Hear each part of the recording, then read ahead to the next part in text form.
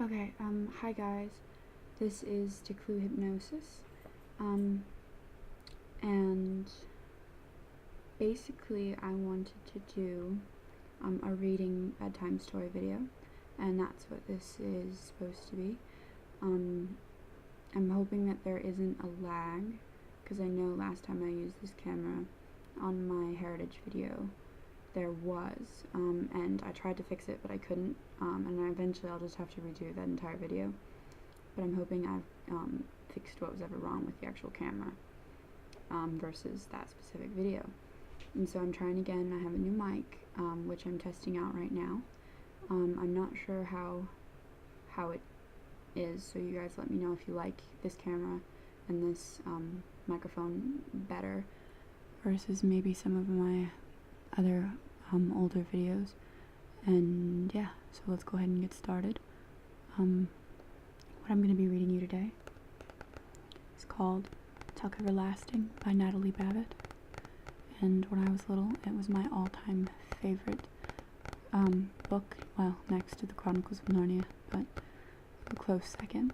I thought it was a beautiful story, and I thought it was really well written, and I've never read any of other Natalie Babbitt's other novels, but I know that this one, for me, was just stupendous, and I love the movie as well.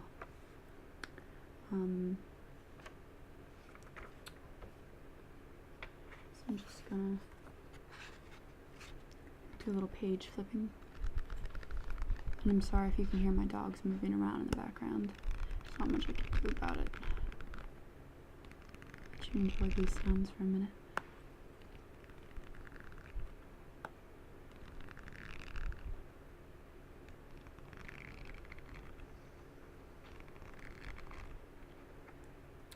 I think I have a lot of respect for books in general because I was raised by a librarian and I'm a writer.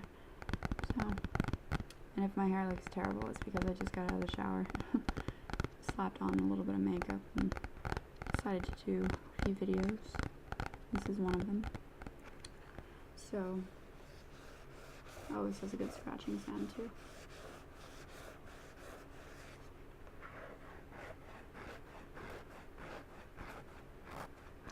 So let me know what you guys think of the scratching sounds in the book. Thinking of doing a series of children's books readings, so let me know what you think of that idea, and I'm gonna go ahead and start. And this is the prologue. Tuck Everlasting by Natalie Babbitt. I'm gonna get a little close, so forgive me. The first week of August hangs at the very top of the summer, top of the livelong year, like the highest seat of a Ferris wheel when it pauses in its turning. The weeks that come before are only a climb from balmy spring, and those that follow a drop to the chill of autumn. But that first week of August is motionless and hot. It is curiously silent, too, with blank white dawns and glaring noons, and sunsets smeared with too much color. Often at night there is lightning, but it quivers all alone. There is no thunder, no relieving rain. These are strange and breathless times, the dog days, when people are led to do things they are sure to be sorry for after. One day at that time, not so very long ago, 3 things happened, and at first there appeared to be no connection between them.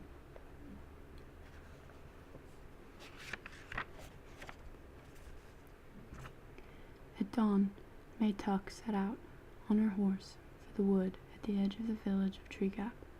She was going there, as she did once every 10 years, to meet her 2 sons, Miles and Jesse.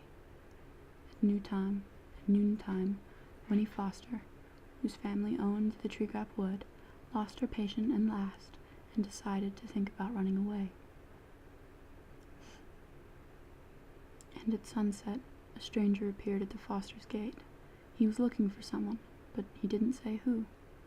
No connection, you would agree, but things come together in strange ways. The wood was at the center, the hub of the wheel. All wheels must have a hub A Ferris wheel has one, as the sun is the hub of the wheeling calendar.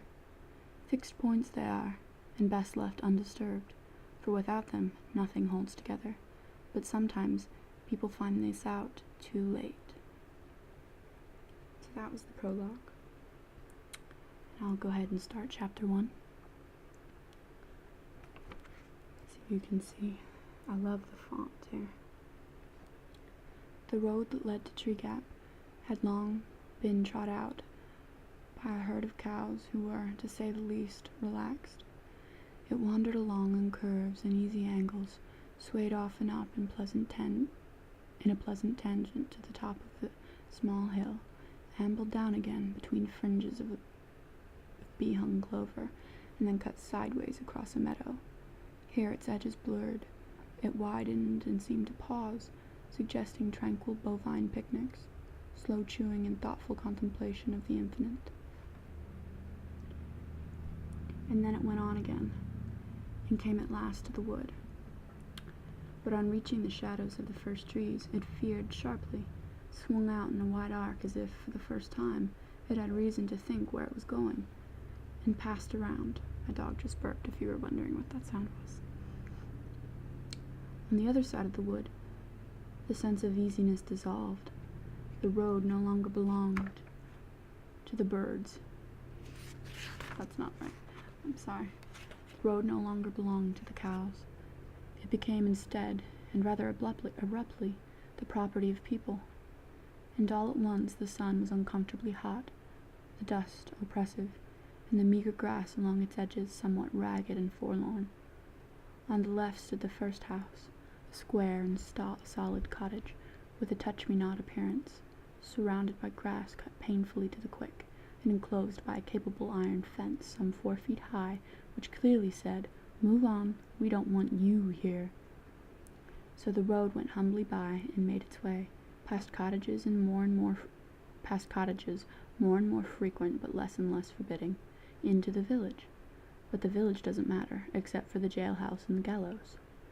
The first house only is important. The first house, the road, and the wood. I think I'll stop there. Let me know if you guys liked this video, and I will do more, and feel free to suggest other books that you wouldn't want to be read, and I hope you sleep well.